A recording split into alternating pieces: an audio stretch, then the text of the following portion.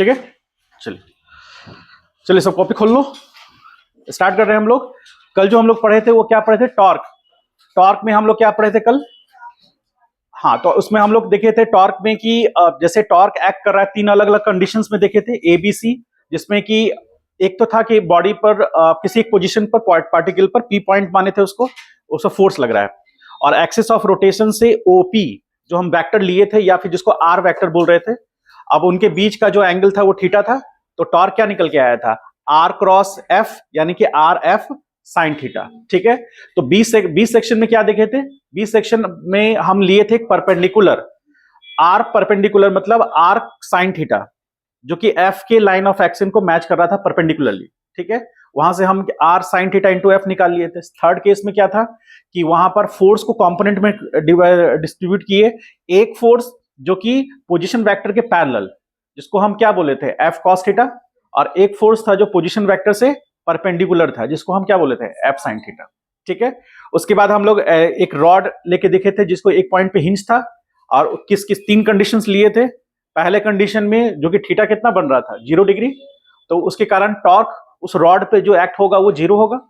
Second case में क्या था? थीटा 180 डिग्री था, यानी कि उसके मतलब हिंज पॉइंट पोर्शन की तरफ लग रहा था, यानी फोर्स का line of action hinge point से क्रॉस कर रहा था, तो इस कारण से उसके कारण भी टॉर्क 0 हो गया। और थर्ड केस में क्या था कि थीटा एंगल पे लग रहा है, तो थीटा एंगल पे लगा तो दो कंपोनेंट फोर्स का लिया हमने, एक लिया एफ कॉस थीटा और एक F sine theta. F cos theta के कारण भी टॉर्क 0 होगा, और एफ साइन थीटा के कारण टॉर्क क्या निकल के आया था? टॉर्क अबाउट ए निकल के आया था आर एफ साइन थीटा, और उसका डायरेक्शन किधर होगा? ऐसे देखे तो क्लॉकवाइज या anti clockwise? Anti clockwise. Z axis के पैरेलल होगा, मतलब जेड एक्सिस के अबाउट होगा उसका एक्सिस ऑफ रोटेशन, और साथ साथ एंटी क्लॉकवाइज होगा। ठीक है, क्लॉकवाइज और एंटी क्लॉकवाइज में एंटी क्लॉकवाइज को पॉजिटिव माने थे और क्लॉकवाइज को नेगेटिव माने। ठीक है, अब देखिए थोड़ा सा हम लोग बेसिक्स लेके चल रहे हैं, लिखना कुछ नहीं है, सिर्फ देखिए यहां पर। जैसे आप याद कीजिए, इस डायरेक्शन में यदि हम चार पार्ट लिए थे, इस डायरेक्शन में यदि पार्टिकल के पास एक्सेलरेशन है और इस डायरेक्शन में वेलोसिटी है, तो वेलोसिटी इंक्रीज किया था, याद है? और यदि अपोजिट डायरेक्शन में यानी नेगेटिव एक्स में एक्सेलरेशन है और नेगेटिव एक्स में ही वेलोसिटी है, तो भी इंक्रीज किया था। ठीक है, इसमें अंतर यह है कि इसमें भी इंक्रीज कर रहा है, इसमें इंक्रीज कर रहा है, लेकिन ये पॉजिटिव डायरेक्शन में इंक्रीज कर रहा है, ये नेगेटिव डायरेक्शन में। इससे हम ये कह सकते हैं कि जिस डायरेक्शन में एक्सेलरेशन होगा उस डायरेक्शन में यदि वेलोसिटी होगा तो इंक्रीज करेगा। अच्छा, एक्सेलरेशन कैसे आता है? ए बराबर, ध्यान समझिएगा, अभी लिखना नहीं है, F is equal to m into a. ठीक है, F is equal to m into a. इसका मतलब है कि यदि एफ है, ये एग्जिस्टेंस में है, तो ये होगा। ठीक है, यदि एफ 0 हो जाएगा तो एक्सेलरेशन भी 0 हो जाएगी। अच्छा, एफ का वेक्टर साइन क्या है? M into a. इसका मतलब ये हुआ कि जो डायरेक्शन एक्सेलरेशन का है वही फोर्स का है, या जो डायरेक्शन फोर्स का होगा वही एक्सेलरेशन का होगा। यहां जो फोर्स है वो नेट फोर्स है और ये नेट एक्सेलरेशन है, तो हम इस डायग्राम को देख करके इस रिलेशन को फॉलो करते हुए लिख सकते हैं कि इधर भी फोर्स होगा। कह सकते हैं, इसको देख के कह सकते हैं कि फोर्स इधर होगा। बोलो, जिस डायरेक्शन में नेट एक्सेलरेशन होगा उसी डायरेक्शन में नेट फोर्स होगा, कह सकते हैं ना। इसका मतलब हम ये भी कह सकते हैं अब कि यदि बॉडी के फोर्स के डायरेक्शन में बॉडी का वेलोसिटी है तो बॉडी का वेलोसिटी इंक्रीज करेगा, और यदि फोर्स के अपोजिट होगा, यदि इस केस में हम ले लें, यदि फोर्स लग रहा है पॉजिटिव एक्स में और बॉडी का वेलोसिटी है नेगेटिव एक्स में, तो इस केस में वेलोसिटी डिक्रीज करेगा। होगा ऐसा, क्योंकि फोर्स पॉजिटिव एक्स में लग रहा है और बॉडी का वेलोसिटी नेगेटिव एक्स में, क्योंकि इसी डायरेक्शन में एक्सेलरेशन भी है। समझ पाए? और एक और कंडीशन आया था, जो नेगेटिव एक्स डायरेक्शन में एक्सेलरेशन है और पॉजिटिव वेलोसिटी पॉजिटिव एक्स में है, तो भी ये डिक्रीज कर रहा था। 4 केस हम लोग देखे थे काइनेमेटिक्स में, याद हो तो बताइएगा। तो उनमें इस सारे चीजों का कंक्लूडिंग पॉइंट क्या निकल के आया था कि if the direction of force and velocity are same, then तब क्या होगा? वेलोसिटी इंक्रीज करेगा। ठीक, पहला पॉइंट। और दूसरा point, if the direction of force and velocity are opposite then velocity decrease. होगा ऐसा। और यदि उनके बीच का एंगल 90 डिग्री है, if F is perpendicular to V, then बोलिए कांस्टेंट रहेगा। ठीक है, तो ये चीजें हम लोग पढ़ चुके हैं। अब इसी चीज को हम लोग ऐसे समझते हैं, देखिए ध्यान से। इन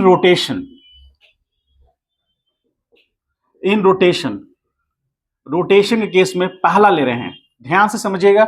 मान लीजिए कि एक सर्कुलर डिस्क है, ठीक है, एक सर्कुलर डिस्क है, ये उसका सेंटर पॉइंट है, इसको O बोल रहे हैं। और ये सर्कुलर डिस्क का रेडियस मान लेते हैं R है। ठीक है, सर्कुलर डिस्क होगा, यूनिफॉर्म ज्योमेट्री है।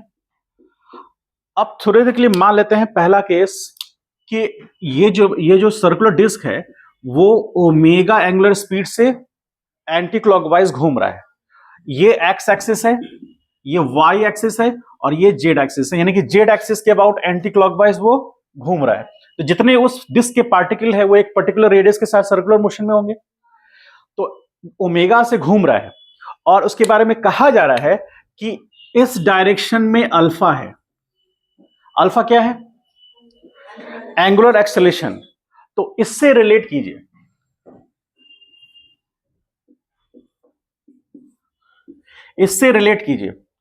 इसके अकॉर्डिंग एंटी क्लॉकवाइज को हम क्या मानते हैं?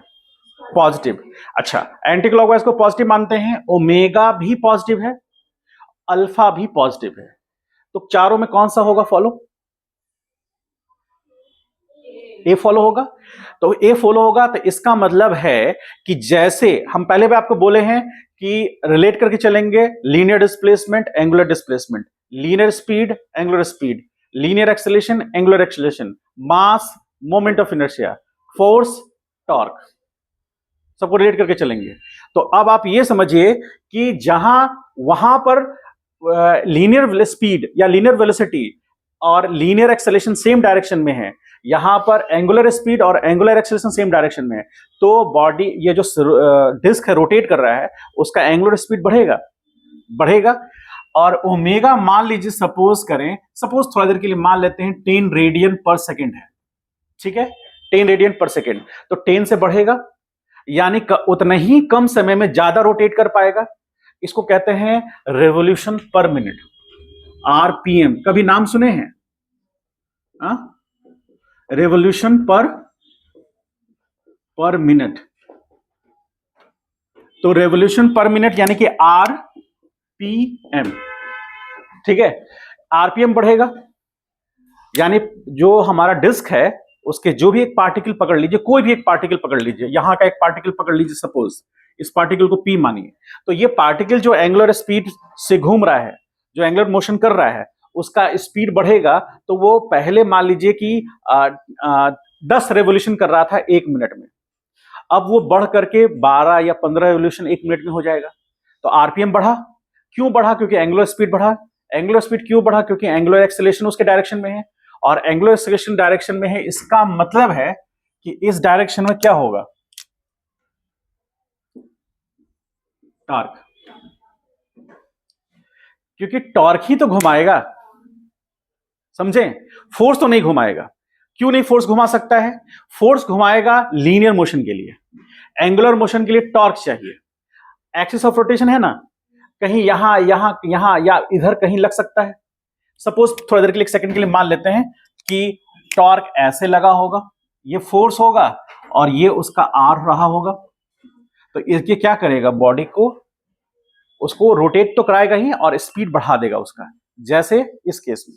ठीक है, तो इस केस में आप कह सकते हैं कि ओमेगा इंक्रीज करेगा, कह सकते हैं ना। अच्छा, बी आ जाइए सेकंड केस में। इनमें 3-4 मैंने सिस्टम बता दिया है। अब आ जाइए सेकंड केस में, बी की हम बात करें तो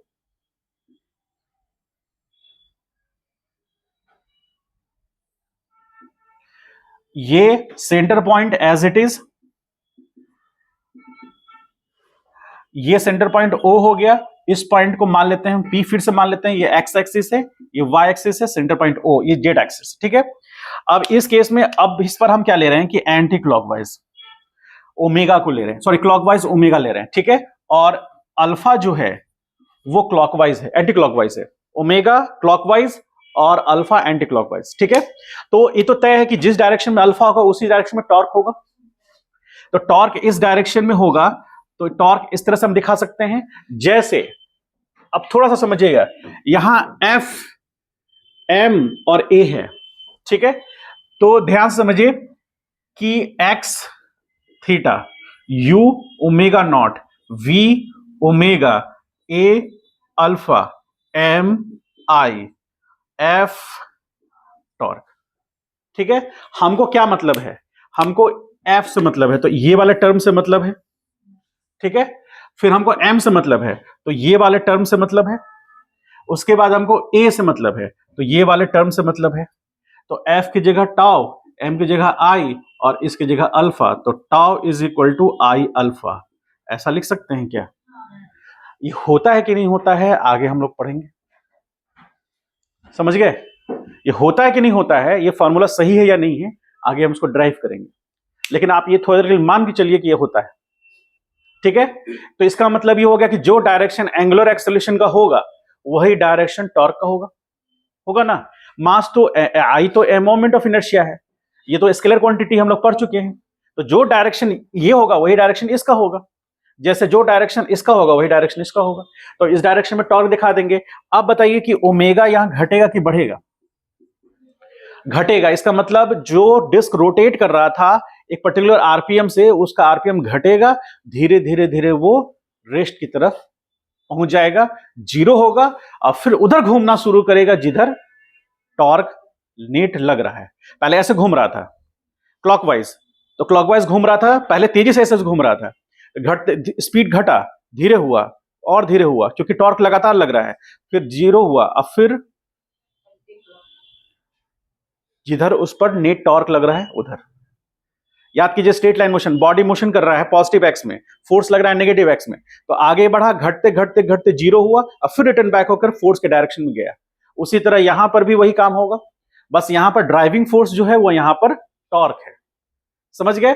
अब मान लीजिए सी केस, सी केस लेते हैं और यहां पर मिलता जुलता उसी तरह कंडीशन लेते हैं, रेडियस इसका भी आर है और यहां पर ओमेगा, मान लीजिए कि ओमेगा ऐसे है और अल्फा यहां पर जीरो है। अल्फा जीरो होने का मतलब क्या हो गया? टॉर्क क्या है, यानी कि डिस्क पर कोई नेट टॉर्क लग ही नहीं रहा है, तो डिस्क का एंगुलर स्पीड क्या रहेगा? कांस्टेंट रहेगा, वो कांस्टेंट एंगुलर स्पीड से मूव करेगा। हम आपको ऐसे समझा रहे हैं, क्वेश्चन में वो आपको बोलेगा कि disk is rotating with uniform speed, तो यूनिफॉर्म स्पीड मतलब टॉर्क जीरो, उसका अल्फा जीरो, आपको उससे तुरंत पकड़ लेना है। यानी कि ओमेगा कांस्टेंट, यानी कि 10 मान लीजिए 10 रेडियन पर सेकंड है, तो हर सेकंड में वो 10 रेडियन एंगल डिस्प्लेस हो रहा है। कोई एक पार्टिकल मान लीजिए, ये पार्टिकल को हम पी मान लेते हैं, तो ये पार्टिकल जो है हर सेकंड पर 10 रेडियन आगे डिस्प्लेस हो रहा है, तो कांस्टेंट है कि नहीं? यदि टॉर्क लग जाएगा तो 10 की जगह 12, 15, 16, 18 रेडियन पर सेकंड से वो घूमना शुरू करेगा, तो एंगुलर स्पीड बढ़ जाएगा उसका। तो ये तीनों केस समझ में आए इसके रिस्पेक्ट में, ये तीनों चीजों को आपको समझना है। यहां पर कौन कौन फैक्टर आ गया? एक तो यहां थीटा आ गया, एंगुलर डिस्प्लेसमेंट, ओमेगा आ गया, अल्फा आ गया और यहां पर टॉर्क आ गया। ये चार फैक्टर यहां पर हैं जिसको कि रिलेट करना है आपको। सेम उसी तरह याद कीजिएगा, जैसे ओमेगा बराबर क्या था? D theta upon D T, ठीक है। उसके बाद अल्फा बराबर क्या था? D omega upon D T, और उसी तरह टॉ बराबर आई अल्फा। ये रिलेशन को आपको याद रखते हुए क्वेश्चन सॉल्व करना है, ठीक है। ये सब जानते हैं, एक ये नया बता दिए, इसको प्रूव भी करेंगे हम लोग, ठीक है। इसको रिलेट करके लिख लीजिए और इसके बाद हम लोग आते हैं टॉर्क निकालने का तरीका, ठीक है। कोई डाउट है तो बोलिए।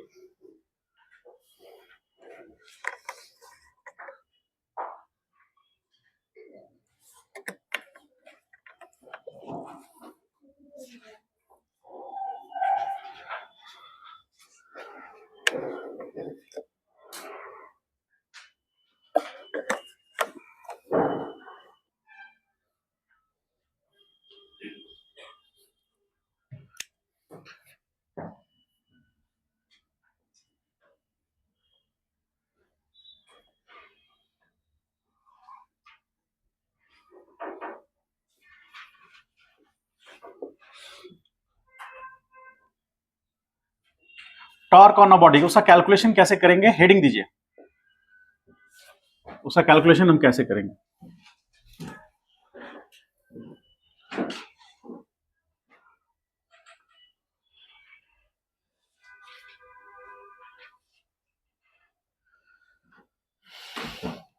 हो गया, देखिए पहला एग्जांपल लेते हैं, ऐसे हम कई एग्जांपल लेंगे।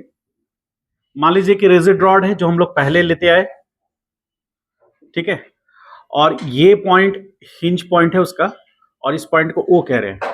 यहां पर कोई पॉइंट है, इसको हम लोग ए बोल रहे हैं, और यहां कोई पॉइंट है उसको बी बोल रहे हैं। टोटल लेंथ उसका एल है, टोटल लेंथ एल है, और ये हाफ लेंथ है यानी कि एल बाई 2 है, तो ऑब्वियसली ये भी लेंथ एल बाई 2 होगा, ठीक है। अब यहां पर ध्यान से समझिए, फोकस कीजिएगा यहां पर।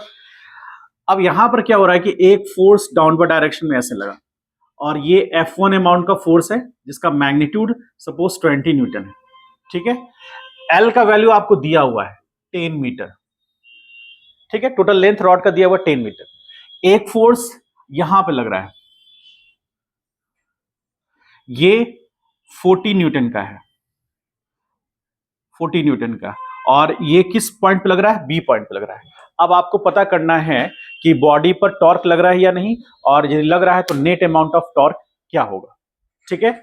आप ऐसे ध्यान से देखेंगे तो बॉडी पर यदि नेट फोर्स की बात करें तो नेट फोर्स कितना लग रहा है, 20 न्यूटन का लग रहा है अपवर्ड डायरेक्शन में, ठीक है। तो बॉडी को ऊपर चले जाना चाहिए, क्योंकि इस पॉइंट पे हिंज्ड है तो वो ऊपर जाएगा नहीं, ठीक है। तो वो रोटेट करेगा, अब रोटेट करेगा तो ये जो रॉड है वो या तो एंटी क्लॉकवाइज या क्लॉकवाइज रोटेट कर जाएगा, लेकिन चूंकि आप देख रहे हैं कि डाउनवर्ड डायरेक्शन में 20 ही है, अपवर्ड डायरेक्शन में 40 है, इसलिए नेट फोर्स ऊपर लग रहा है, इसलिए ये 20 न्यूटन से और इस लेंथ के साथ वो टर्न कर जाएगा। देखते हैं, अब हमको क्या करना है, हमको निकालना है टॉर्क अबाउट ओ। ये क्या रिप्रेजेंट कर रहा है, ये रिप्रेजेंट कर रहा है नेट टॉर्क,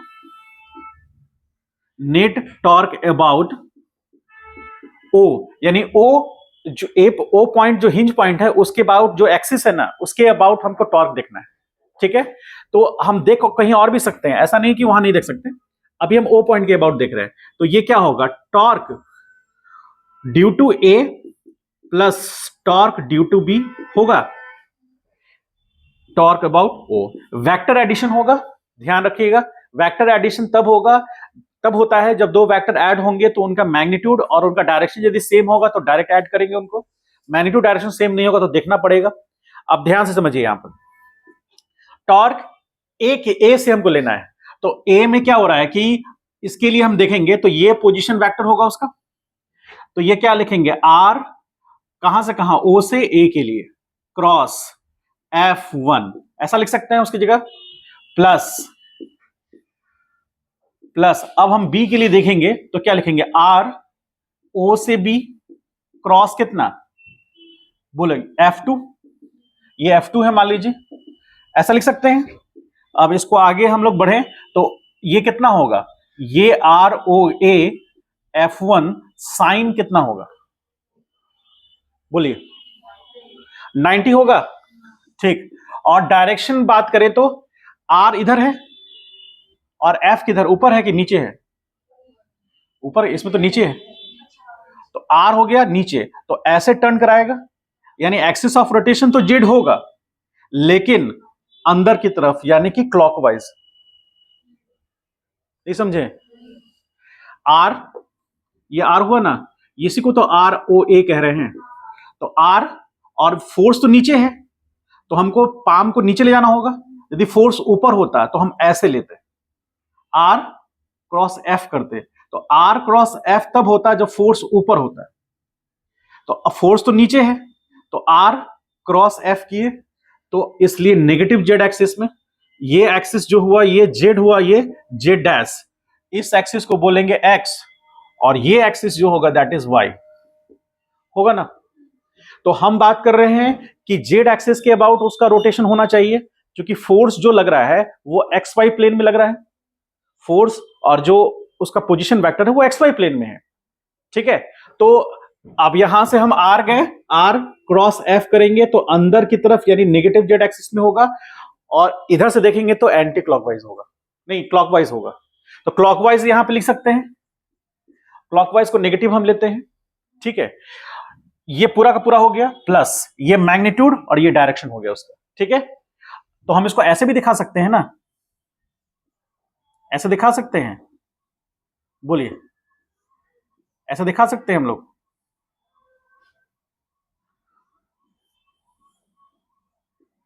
ऐसे, मतलब एंटी क्लॉकवाइज को नेगेटिव ले रहे हैं। अब यहां आ जाइए, इसमें भी वही वेक्टर है, तो आर ओ बी, और यहां इंटू क्या एफ टू कितना है, F2 साइन कितना होगा 90, और इस केस में किधर होगा, क्योंकि R ऐसे गया और ऊपर टर्न किया तो इस डायरेक्शन में होगा, यानी कि एंटी क्लॉकवाइज, ऐसा लिख सकते हैं। अब आइए, ये कितना है L/2, L कितना है 10, तो 10/2 इंटू F1 कितना है 20, और ये तो 1 हो गया, और ये हो गया माइनस में, क्योंकि क्लॉकवाइज है तो माइनस लिए, और प्लस, अब यहां पर देखिए, इसको माइनस ना रखिए, इसको क्लॉकवाइज रखिए, क्लॉकवाइज। अब यहां पर प्लस, ये कितना है, ये होगा 10 और इंटू 40 और इंटू 1, और यहां क्या होगा एंटी क्लॉकवाइज, ठीक है। अब इसमें से आप देखिए ये कितना आ रहा है 5, तो ये कितना आ जाएगा 100, 100 न्यूटन मीटर क्लॉकवाइज, और प्लस ये कितना होगा 400, 400 न्यूटन मीटर एंटी क्लॉकवाइज। आप हमको एक चीज बताइए कि यदि 400 न्यूटन पॉजिटिव एक्स में लग रहा है और 100 न्यूटन नेगेटिव एक्स में लग रहा है, तो नेट फोर्स क्या होगा 300 न्यूटन पॉजिटिव एक्स में। तो उसी तरह इसका कंक्लूडिंग पॉइंट क्या होगा, यदि टॉ जीरो देखेंगे तो लिख सकते हैं 400 माइनस 100, और यहां क्या हो जाएगा न्यूटन मीटर होगा, ऐसा बोलिए, लिख सकते हैं ये। तो यहां पर कितना आ गया 300 एंटी क्लॉकवाइज न्यूटन मीटर, ये हो गया। अब आप ये देखिए कि एंटी क्लॉकवाइज है जो कि हमारा नेट टॉर्क प्रोड्यूस हो रहा है उस डायरेक्शन में, वो डायरेक्शन बता रहा है। ये क्या रिप्रेजेंट कर रहा है डायरेक्शन, डायरेक्शन रिप्रेजेंट कर रहा है। ये क्या रिप्रेजेंट कर रहा है उसका मैग्नीट्यूड रिप्रेजेंट कर रहा है, और ये उसका यूनिट, यूनिट रिप्रेजेंट कर रहा है। तो वेक्टर डिफाइन हो गया। और नेट टॉर्क किधर लग रहा है एंटी क्लॉकवाइज डायरेक्शन में, कितने अमाउंट का लग रहा है 300 न्यूटन, 300 न्यूटन मीटर का लग रहा है। इसलिए ये रॉड जो है वो ऊपर की तरफ यानी एंटी क्लॉकवाइज डायरेक्शन में रोटेट कर जाएगा, कितने टॉर्क से, तो 300 न्यूटन। समझ पाए इस बात को। अब इसी को ड्रॉ करके आप दूसरा क्वेश्चन हम आपको दे रहे हैं बनाने के लिए। जैसे मान लीजिए कि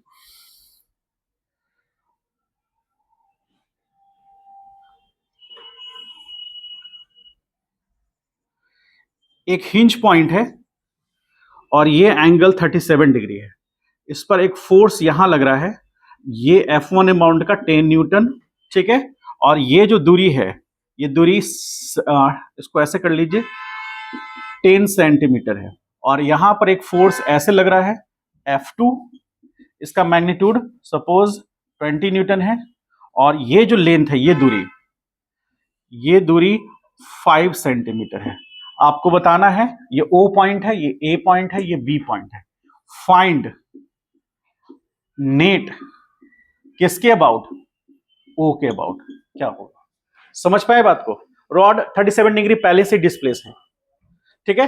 तो इसको पहले सॉल्व कीजिए और फिर इसका फाइनल रिजल्ट बताइए।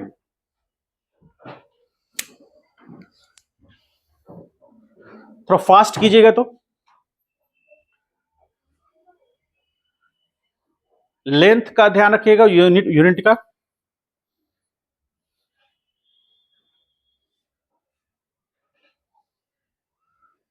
क्लियर होगा।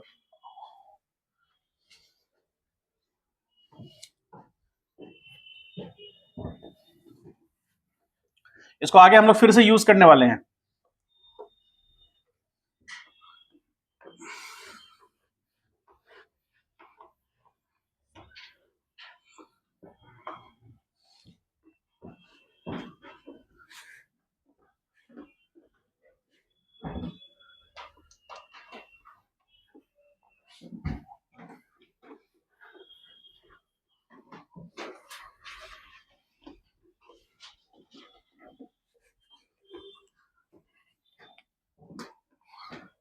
चलिए देखिए,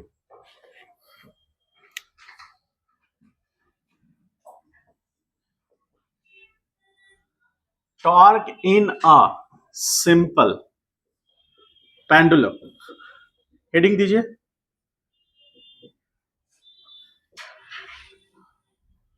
सिंपल पेंडुलम की में हम टॉर्क की बात करेंगे।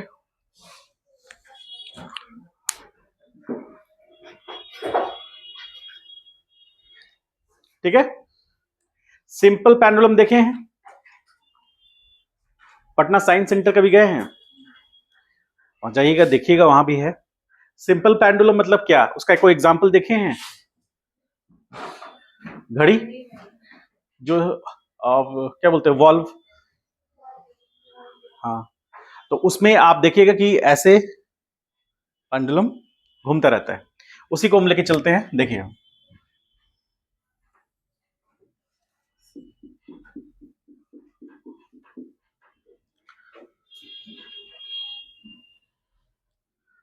ये यहां पर एक बॉब बोलते हैं इसको, बॉब। इसको क्या बोलते हैं? बॉब। बॉब मतलब जिसका मास, एक छोटा सा मास जिसका वैल्यू m है, और यहां पर वो रॉड है, मतलब एक तरह से स्ट्रिंग लगा हुआ है। ठीक है, बहुत सारी जगह पर रॉड भी होता है, स्ट्रिंग लगा हुआ है। ये पोजीशन को O कह रहे हैं, और ये वाला पोजीशन को हम P पोजीशन कह रहे हैं।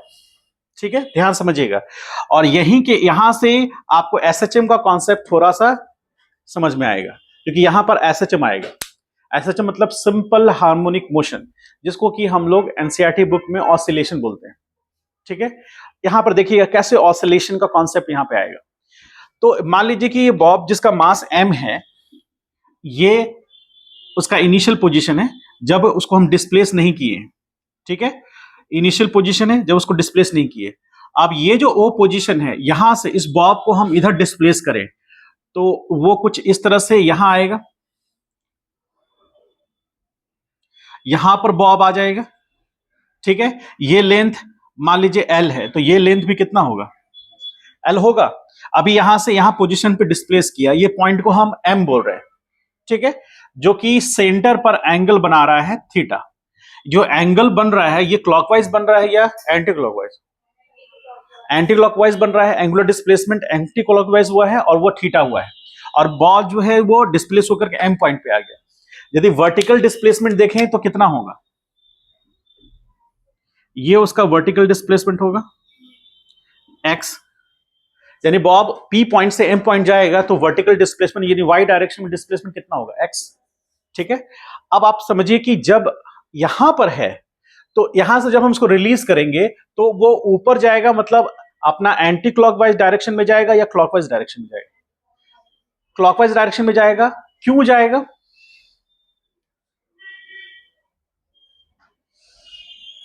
लगता है ऐसा, ऐसा लगता है, और साथ साथ आपने देखा है ऐसा होता हुआ।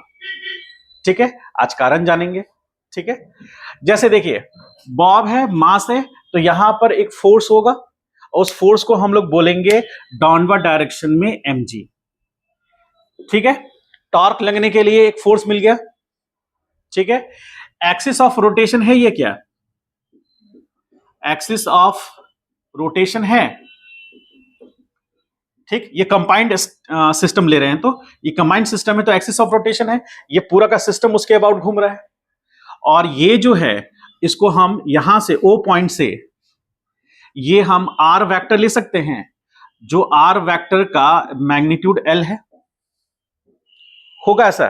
ठीक, और जब इसको हम आगे एक्सटेंड कराएंगे, ध्यान से समझिएगा, इस पर क्वेश्चंस रहता है और बहुत बढ़िया से रहता है, तो इसको हम R कैप बोल सकते हैं। पूरा दुनिया जानता है कि यह एंगल कितना होगा।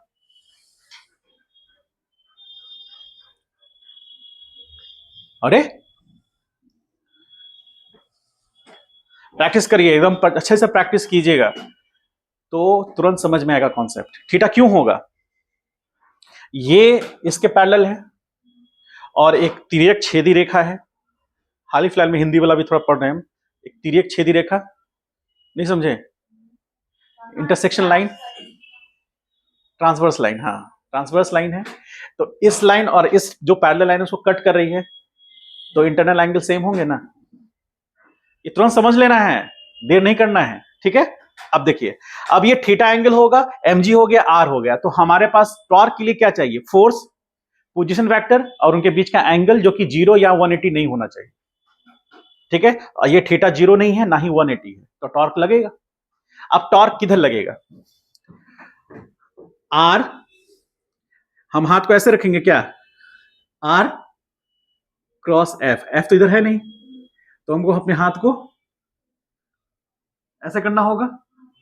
अब स्ट्रेच, थंब को स्ट्रेच कर दिए, अब अपने पाम को हम टर्न कराएंगे। क्यों इधर टर्न कराएंगे, क्योंकि फोर्स इधर है, फोर्स इधर नहीं है, फोर्स किधर है, तो r क्रॉस f इधर होगा। यदि f क्रॉस r करते तो ऐसे करते, तो टॉर्क जो हमारा डिफाइंड होता है टाउ, तो टाउ तो डिफाइंड होता है r क्रॉस f ना, लेकिन f क्रॉस r हमको लेना नहीं है, क्योंकि f क्रॉस r कुछ और मीनिंग दे देगा। टॉर्क मतलब r क्रॉस f, तो r तो इधर तो जाएंगे नहीं, तो r क्रॉस f, तो f r क्रॉस f यानी कि यहां पर टॉर्क जो लगेगा वो क्लॉकवाइज लगेगा, axis of rotation Z axis होगा और नेगेटिव जेड एक्सिस में होगा उसका डायरेक्शन, और किधर टर्न कराएगा, towards the mean position p की तरफ करेगा। इसका इस सिस्टम को इधर शिफ्ट कराने की कोशिश करेगा, क्योंकि टॉर्क इधर लग रहा है। तो टॉर्क टाउ बराबर क्या हो गया, टाउ बराबर हो गया यहां r f साइन थीटा, और यहां हो जाएगा माइनस k कैप, होगा कि नहीं होगा। यदि इसको हम x ले रहे हैं, इसको y ले रहे हैं और इसको हम z ले रहे हैं, तो ये z डैश होगा, ये y होगा, ये x होगा, तो ये i कैप हो गया, ये j कैप हो गया, ये k कैप हो गया और ये माइनस k कैप हो गया। तो आप सोचिए कि माइनस k कैप की तरफ होगा, होगा, तो ये इसको यहां पर टॉर्क प्रोड्यूस कराएगा z, और वो उसका मैग्नीट्यूड कितना होगा, आर एफ यानी R M G, L M G sine theta होगा। समझ गए, डायरेक्शन किधर, क्लॉकवाइज। इतने मैग्नीट्यूड का टॉर्क लगेगा, किस डायरेक्शन में लगेगा, क्लॉकवाइज डायरेक्शन में लगेगा, ठीक है। अब यहां आइए, तो एम पॉइंट से ये बॉब जो है वो कंपेल किया हुआ है, एम पॉइंट से कंपेल्ड है वो कि वो पी पॉइंट की तरफ आएगा, लेकिन जब पी पॉइंट पे आ जाएगा तो एम जी नीचे, ठीक, उसका पोजीशन वेक्टर ये होगा, ये पी होगा। अब इस केस में थीटा कितना होगा, 0 होगा। तो इस पॉइंट पर टॉर्क एट पी, जैसे यहां टॉर्क एट एम था, तो torque at P L M G sine 0, तो ये क्या हो गया, 0। तो इस पी पॉइंट पर कोई भी टॉर्क नहीं लगेगा, लेकिन चूंकि वो मोशन करता आ रहा है, वो एम पॉइंट से मोशन करता हुआ पी पॉइंट पे गया है, तो अपने मोशन को मेंटेन रखेगा इनर्शिया के कारण, ठीक है। और यहां पर चूंकि वो रोटेट कर रहा है, इसलिए यहां पर कौन सा इनर्शिया होगा, मोमेंट ऑफ इनर्शिया, ठीक है। अब मोमेंट ऑफ इनर्शिया के कारण अब ये आगे शिफ्ट हो जाएगा, आगे शिफ्ट होगा। एयर के रेजिस्टेंस फोर्स को नेग्लिजिबल हम मानते हैं, या अदर कोई फ्रिक्शन को नेग्लिजिबल मानते हैं, तो जितना इधर से ये डिस्प्लेस हुआ है, जितना वर्टिकल डिस्प्लेसमेंट हुआ है पी से एम जाने में, उतना ही वर्टिकल डिस्प्लेसमेंट जाकर रुकेगा, होगा ना, कंजर्वेशन ऑफ एनर्जी। तो अब यहां पे आ जाइए, ऐसा कुछ, ठीक है, और ये एंगल भी थीटा होगा। क्यों होगा, क्योंकि वर्टिकल डिस्प्लेसमेंट बराबर है, तो ये उतना ही होगा, ये उतना ही होगा हाइट, तो ये डिस्टेंस, ये जो डिस्टेंस है इसको हम y मान लेते हैं, तो y भी उतना ही होगा। अच्छा, उसके बाद हाइपोटेनस भी उतना है, तो थीटा भी उतना ही होगा, ठीक है। तो इस पॉइंट पर सपोज करें कि यहां पॉइंट पर, इस पॉइंट को n कह रहे हैं, अब इस n पॉइंट पर mg तो नीचे होगा, ठीक है, और इसका आगे एक्सटेंड कराएंगे तो यहां r होगा, r कैप, ठीक है। फिर से ये एंगल, चूंकि यहां थीटा है, तो इस बार जो एंगुलर डिस्प्लेसमेंट हो रहा है वो क्लॉकवाइज हो रहा है ना। यहां क्या हो रहा था, तो यहां क्या हो रहा है, क्लॉकवाइज। समझ गए। अब ये यहां पे आ गया, अब यहां आकर एक मोमेंट ऑफ टाइम के लिए वो रेस्ट पे आएगा, रुकेगा, वो एक्सट्रीम पॉइंट होगा उसका। क्वेश्चन में भी पूछता है कि find the angular displacement when body reach at extreme point, तो वहां पर वेलोसिटी 0, वो उसका एंगुलर डिस्प्लेसमेंट मैक्सिमम देगा उसको, वो भी हम लोग कॉन्सेप्ट समझेंगे। तो यहां पर आर हुआ, थीटा हुआ, तो टॉर्क का डायरेक्शन तो ये होगा, मेरा आत्मा कह रहा है, अब उसको देखेंगे क्यों होगा। तो यहां टॉर्क अबाउट क्या, एन, तो टॉर्क अबाउट एन क्या होगा, एल होगा, mg होगा, साइन थीटा होगा। अब डायरेक्शन क्या होगा, राइट हैंड यूज करेंगे तो r क्रॉस mg होगा ना, r क्रॉस mg। अब इस बार देखो डायरेक्शन किधर है, positive Z axis, positive Z axis, इसमें क्या था, नेगेटिव जेड एक्सिस। तो नेगेटिव जेड एक्सिस उसको किधर घुमा रहा था, क्लॉकवाइज डायरेक्शन में, और ये घुमा रहा है पॉजिटिव जेड एक्सिस को, फिर से वो रिटर्न बैक आ जाएगा सेम मैग्नीट्यूड से। तो यहां पर हो जाएगा क्या, ये उसका एंटी क्लॉकवाइज डायरेक्शन। तो यहां पर होगा टॉर्क अबाउट एन बराबर हो जाएगा कितना, एल एम जी, और किस डायरेक्शन में, वो इस डायरेक्शन में है, ये इस डायरेक्शन में हो जाएगा, सेम मैग्नीट्यूड का होगा। समझ पाए। तो फिर अब ये क्या सिचुएशन होगा, ये बॉब ऐसे ऐसे ऑसिलेट करता रहेगा। समझ पाए इस बात को, समझ में आया कुछ। ये हम लोग प्रैक्टिकल एग्जांपल देखते हैं कि यदि किसी बॉडी, जिस एंगुलर जो मान लीजिए बॉब है, वो सिंपल पेंडुलम एक अरेंजमेंट है, तो उसमें टॉर्क जो है उसको हमेशा ऑसिलेट कराते रहता है। और यहां पर टॉर्क 0, यहां टॉर्क मैक्सिमम, घटते घटते यहां 0 हुआ, फिर यहां बढ़ा, बढ़ते बढ़ते यहां मैक्सिमम हुआ, फिर यहां से घटते घटते 0 हुआ, फिर यहां पर बढ़ते बढ़ते मैक्सिमम हुआ, फिर घटते घटते यहां 0 हुआ। बस अंतर यह है कि मैग्नीट्यूड यहां पर भी उतना ही होगा जितना यहां होगा, डायरेक्शन अपोजिट होगा। यहां उसका एक्सिस ऑफ रोटेशन ये है और टॉर्क अंदर की तरफ लग रहा है, यहां एक्सिस ऑफ रोटेशन भी यही है लेकिन टॉर्क बाहर की तरफ लग रहा है। समझ पाए। डायरेक्शन आपको दिया हुआ है, उसके अकॉर्डिंग आप मैच कर सकते हैं। तो यहां हम क्या लिख सकते हैं, इसको हम लिख सकते हैं L M G sine theta, और यहां लिख सकते हैं के कैप, यहां पर के कैप होगा, और यहां L M G sine theta minus K cap. समझ पाए।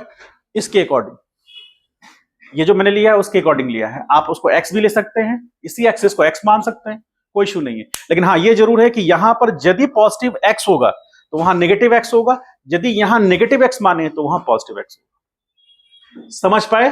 और बॉल ऑसिलेट करता रहेगा, और यही ऑसिलेशन, अब आप इसमें थोड़ा सा एक चीज एसएचएम का हल्का सा हम आगे का थोड़ा सा बता दे रहे, जो एसएचएम में पढ़ना है, आप ये हमेशा ध्यान रखिएगा, पी से एम गया, ठीक है, 1/4 ऑसिलेशन हुआ, मतलब ऑसिलेशन जो है वो ऑसिलेशन मान लीजिए कि हमारा, मान लेते हैं ओ है, तो O/4 ऑसिलेशन हुआ। मान लीजिए ऑसिलेशन हमारा स्मॉल एल है, तो L/4 ऑसिलेशन हुआ कब, जब ओ पी से एम गया, फिर एम से पी आया तो फिर 1/4 ऑसिलेशन हुआ।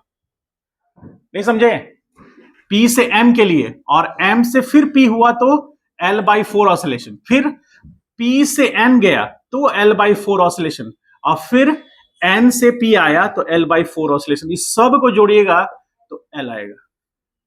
तो ये टोटल 1 ऑसिलेशन हुआ। 1 ऑसिलेशन मतलब 4 अलग अलग स्टेज में उसने एक ऑसिलेशन कंप्लीट किया। समझ गए। और एक ऑसिलेशन में कंप्लीट करने में जो भी समय लगा बॉडी को, उसी को हम लोग बोलते हैं टाइम पीरियड, क्योंकि वो रिपीट होगा। मतलब पी से एम गया, एम से पी आया, फिर एन गया, एन से पी आया, तो जो भी समय लगा 2 सेकंड, ठीक है, 2 सेकंड जो भी लगा, वो फिर पी से एम आएगा, एम से पी आएगा, पी से एन आएगा, और एन से फिर पी आएगा, फिर वही 2 सेकंड लगेगा। ना 2 सेकंड से कम लगेगा, ना 2 सेकंड से ज्यादा लगेगा। समझ पाए इस बात को।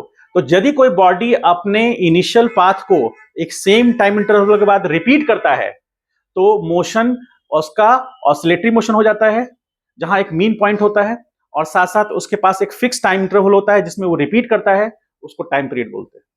समझ गए? ये सब हम लोग पढ़ेंगे उसमें। और यहां पर इसलिए डिस्कस हुआ क्योंकि यहां टॉर्क एंगेज था। समझ पाए? इसको राइट डाउन कीजिए, आगे बढ़ते हैं।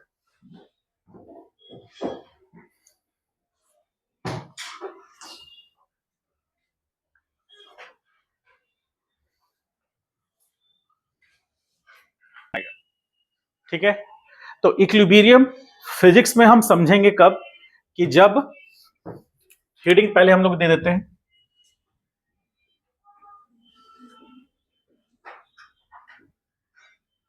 Equilibrium of a rigid body, यही आपका एनसीईआरटी का हेडिंग होगा, equilibrium of a rigid body. ठीक है, रिजिड बॉडी का इक्विलिब्रियम हम पढ़ेंगे इसमें। ठीक है, तो equilibrium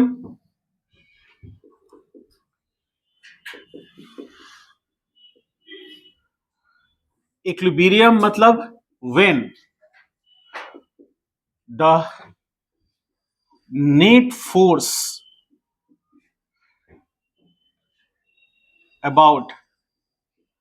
about x axis comma y axis comma या and z axis,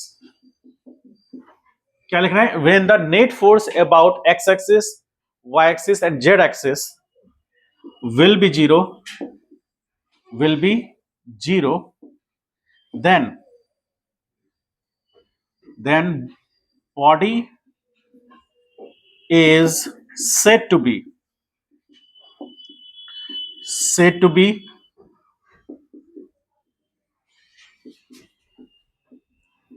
translational equilibrium.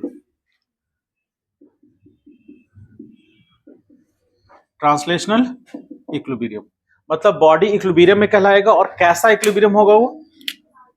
Translational. Translational equilibrium इसलिए, अरे तुम इधर देखो, ट्रांसलेशनल इक्विलिब्रियम इसलिए क्योंकि बॉडी पे फोर्स लगेगा तो उसको ट्रांसलेट कराने की कोशिश करेगा, और जब टॉर्क लगेगा तब उसको रोटेट कराने की कोशिश करेगा। यानी कि नेट फोर्स जो लग रहा है किसी बॉडी पर, तो वो नेट फोर्स बॉडी को ट्रांसलेट कराएगा, और यदि वो नेट फोर्स जीरो हो गया तो ट्रांसलेशनल इक्विलिब्रियम मिल जाएगा।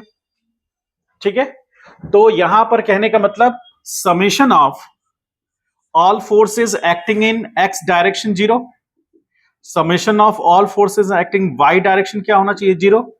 Summation of all forces acting Z axis is equal to zero. ये तीनों फॉलो होना चाहिए ट्रांसलेशनल इक्विलिब्रियम के लिए। समझ पाए इस बात को? ठीक, अब इसका मतलब यह है कि नेट इफेक्ट जीरो होना चाहिए, तब हम उसको इक्विलिब्रियम में कहेंगे। यदि फोर्सेस के कारण है वो जीरो हो रहा है तो उसको ट्रांसलेशनल इक्विलिब्रियम बोलेंगे। और यदि हम कहें कि when the net torque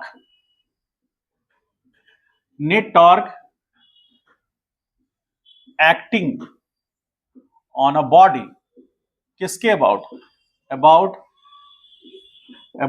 x axis comma y axis और z axis is zero, then body is said to be, क्या लिखेंगे? said to be in rotational equilibrium। ठीक है, रोटेशनल इक्विलिब्रियम में torque about x axis zero होना चाहिए, torque about Y axis zero होना चाहिए, torque about Z axis zero होना चाहिए। तब हम कह सकते हैं कि वो किस में होगा? Rotational equilibrium. ठीक है, समझ पाए इस बात को? छोटा सा एग्जांपल देखते हैं। चलिए छोटा सा एग्जांपल देखते हैं। मान लीजिए एक रॉड है, ये पॉइंट उसका ए है, इसका इस डायरेक्शन में फोर्स लग रहा है। ये फर्स्ट एग्जांपल लिए हम लोग, फोर्स लग रहा है 20 न्यूटन का F1, और इस डायरेक्शन में फोर्स लग रहा है F2 20 न्यूटन का। ठीक है, तो ट्रांसलेशनल इक्विलिब्रियम मतलब TE, रोटेशनल इक्विलिब्रियम मतलब RE। तो आप हमको एक चीज बताइए कि ये जो पहला एग्जांपल हम लिए हैं वो किसका एग्जांपल है, ट्रांसलेशनल इक्विलिब्रियम का या रोटेशनल का या दोनों का? पहला जो एग्जांपल लिए हैं, रॉड का लेंथ कितना है, इस रॉड का लेंथ मान लेते हैं 10 मीटर है। तो आप अपनी विचारों से बताएं कि ट्रांसलेशनल इक्विलिब्रियम है क्या या रोटेशनल इक्विलिब्रियम है? ट्रांसलेशनल इक्विलिब्रियम है क्या, टिक मार दें, है, ठीक। रोटेशनल इक्विलिब्रियम है क्या, किसी भी पॉइंट के अबाउट रोटेट आप देख लीजिए टॉर्क जीरो है क्या? यदि आपको टॉर्क पता करना है, जैसे ट्रांसलेशनल इक्विलिब्रियम आप तुरंत पता कर लिए क्योंकि बॉडी का जो फोर्स लग रहा है बॉडी पर वो सिर्फ एक्स एक्सिस में लग रहा है। अब देखना है एक्स एक्सिस में ये पॉजिटिव एक्स एक्सिस है तो 20 हो गया, नेगेटिव है तो भी उतना ही मैग्नीट्यूड का है तो 0 हो गया। तो ट्रांसलेशनल इक्विलिब्रियम तो हो गया। रोटेशनल इक्विलिब्रियम चेक करना है तो हमको क्या करना पड़ेगा, हमको करना पड़ेगा टॉर्क अबाउट ए। मान लीजिए किसी भी एक पॉइंट के अबाउट देख लेते हैं कि टॉर्क क्या होगा। हम यहां पर पॉइंट सी ले सकते हैं, उसके अबाउट भी देख सकते हैं। ठीक है, तो टॉर्क अबाउट ए देखेंगे तो ए के कारण ये F1 फोर्स के कारण तो 0 हो जाएगा। किसके कारण? F1 फोर्स के कारण टॉर्क तो 0 होगा ना। क्यों होगा? क्योंकि F1 फोर्स उसी पॉइंट पर एक्ट कर रहा है जहां पर हमको टॉर्क लेना है, जिसके अबाउट। तो इसके अबाउट लेना है, इस एक्सिस के अबाउट लेना है, उसी पर F चला गया तो R क्या हुआ? R 0 हो गया, तो इसीलिए ये टॉर्क 0 हो जाएगा। अब इसको देखते हैं, टॉर्क 2 के कारण क्या होगा? तो इसके कारण तो 0 क्योंकि R क्या है? 0।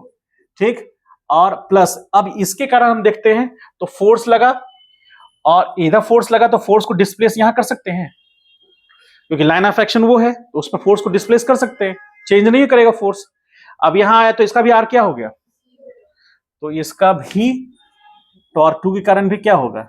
0। तो टॉर्क अबाउट ए क्या होगा? 0। तो टॉर्क अबाउट ए 0। तो आपको लगेगा सर कि ए पॉइंट के अबाउट 0 है तो हो सकता है बी पॉइंट के अबाउट लग जाए। बी पॉइंट के अबाउट देख के बताइए।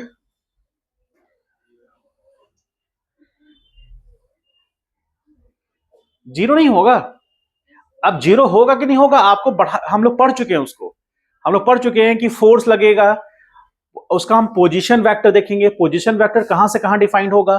Position vector axis of rotation से पॉइंट ऑफ एप्लीकेशन तक। अब जिसके अबाउट वो बोल रहा है वो हमारा एक्सिस ऑफ रोटेशन हो गया। अब उससे हमको पोजीशन वेक्टर को मिलाना है, समझ गए? तो यहां पर आप देखिए, यहां पर सपोज करें कि यही आपका पॉइंट ऑफ एप्लीकेशन है F2 फोर्स का। तो अब यहां से पोजीशन वेक्टर ये एक्सिस ऑफ रोटेशन ये है, यहां से इसको मिलाएंगे तो यहां मिलाएंगे ये पॉइंट होगा तो वो पॉजिटिव एक्स में होगा, फोर्स लग रहा है नेगेटिव एक्स में। थीटा कितना? 180। तो 180 के कारण टॉर्क क्या होगा? 0। इस कारण बी पॉइंट पर जो F2 फोर्स है उसके कारण भी टॉर्क ए पॉइंट पर क्या होगा? 0 हो जाएगा। तो यहां भी टॉर्क दोनों फोर्सेस के कारण 0 हो गया। तो आप कह सकते हैं कि रोटेशनल इक्विलिब्रियम होगा। और यदि कोई सिस्टम ट्रांसलेशनल इक्विलिब्रियम में भी है और रोटेशनल इक्विलिब्रियम में भी है तो इसको हम लोग बोलते हैं जनरल इक्विलिब्रियम। कुछ समझ पा रहे हैं? बोलिए। यदि कोई सिस्टम ट्रांसलेशनल इक्विलिब्रियम में भी है और रोटेशनल इक्विलिब्रियम में भी है तो उसको कहेंगे हम लोग जनरल इक्विलिब्रियम। यदि दोनों में नहीं है तो दोनों में नहीं है। यदि किसी एक में है, मान लीजिए कि ट्रांसलेशनल इक्विलिब्रियम अचीव कर लिया है लेकिन रोटेशनल इक्विलिब्रियम नहीं है, तो उसको हम कहेंगे कि सिर्फ ट्रांसलेशनल इक्विलिब्रियम है, उसको जनरल इक्विलिब्रियम नहीं कह पाएंगे। जनरल इक्विलिब्रियम कब कह पाएंगे? जब दोनों ही इक्विलिब्रियम अचीव होगा और क्वेश्चन में आपको कहेगा the rod is in general equilibrium, find the normal reactions offered by the support या offered by the other source. आपको तब उसमें निकालना होगा, तब आपको ये कंडीशंस पुट करने होंगे।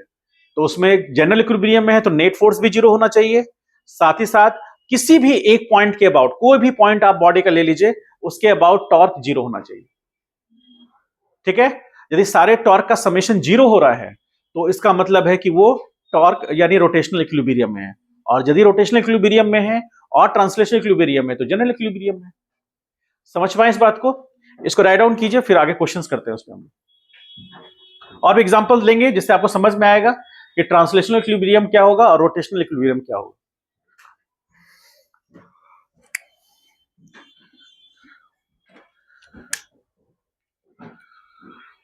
अब धीरे धीरे क्वेश्चंस की तरफ बढ़ सकते हैं हम लोग।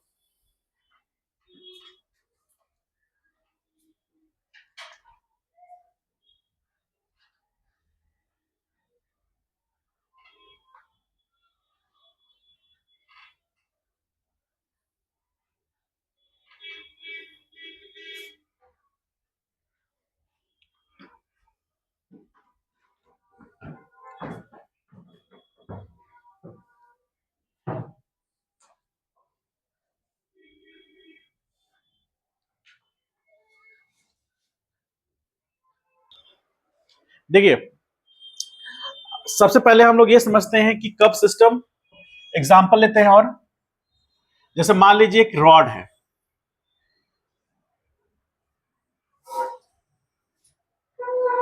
वर्टिकल रॉड है, ये पॉइंट ए है, ये पॉइंट बी है, और ये उसका अंदर लेंथ हो गया, तो इस पॉइंट को हम सी मान रहे हैं, है ना? ठीक है, ये पॉइंट सी हुआ। इस एक्सिस को एक्स कह सकते हैं, यहां वाले वर्टिकल एक्सिस को वाई कह सकते हैं ना? ठीक है। अब देखिए यहां पर कितना अच्छा लगेगा, आपको समझ में आएगा बहुत अच्छे से। ये होगा F1 फोर्स 20 न्यूटन का, ठीक।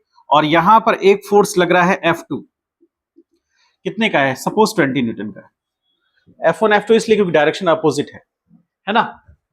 है कि नहीं? F1 लग रहा है पॉजिटिव एक्स में और F2 लग रहा है नेगेटिव एक्स में।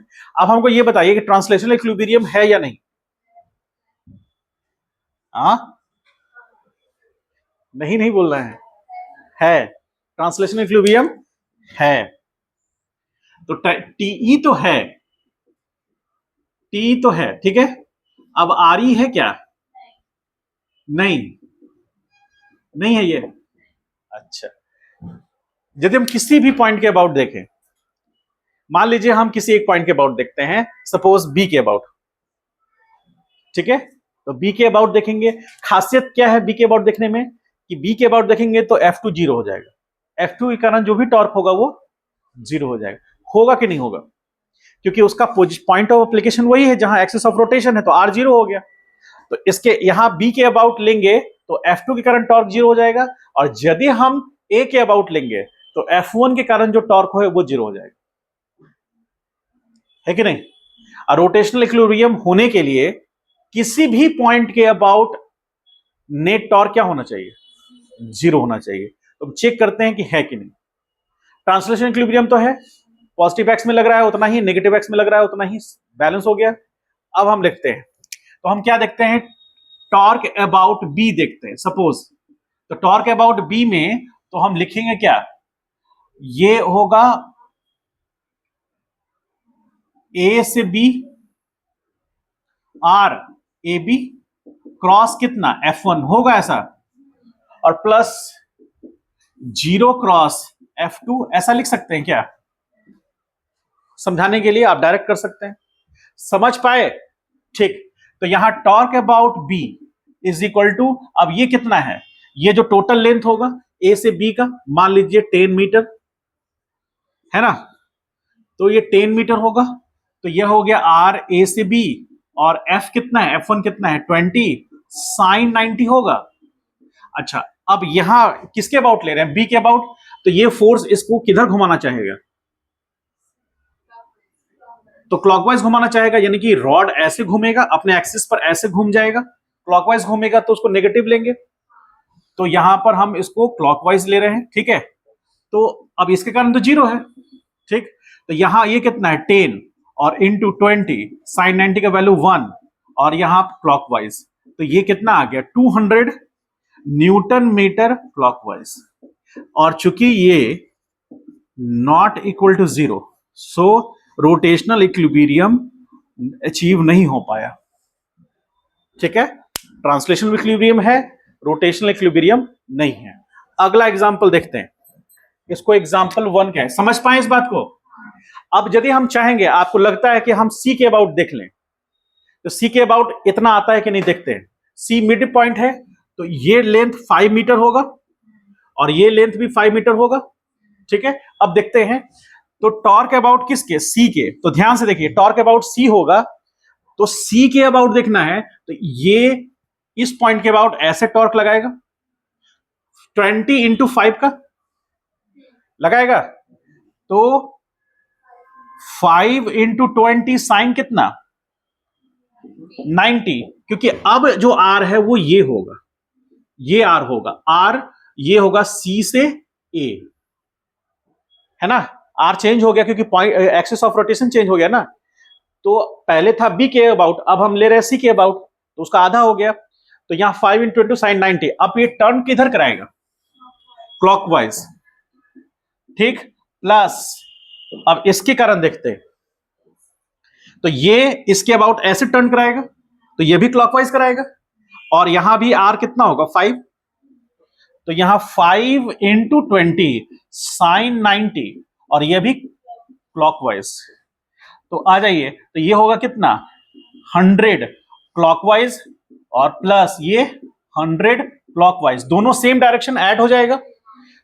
तो टॉ सी और यहां टॉ सी ले लेते हैं, is equal to 200 newton metre. Same आया, समझ गए। अब यदि हम किसके ए के अबाउट लेते हैं तो भी वही आएगा। ठीक है, इसका मतलब है कि आप इस सिस्टम में किसी भी पॉइंट के अबाउट आप टॉर्क निकालिए, समेशन ऑफ सारे फोर्सेस के कारण जो टॉर्क होगा वो सेम आएगा। ठीक है, चूंकि वो जीरो नहीं है इसलिए ये रोटेशनल इक्विलिब्रियम में नहीं। समझ पाए इस बात का। अब एक छोटा सा एग्जांपल 2 लेते हैं।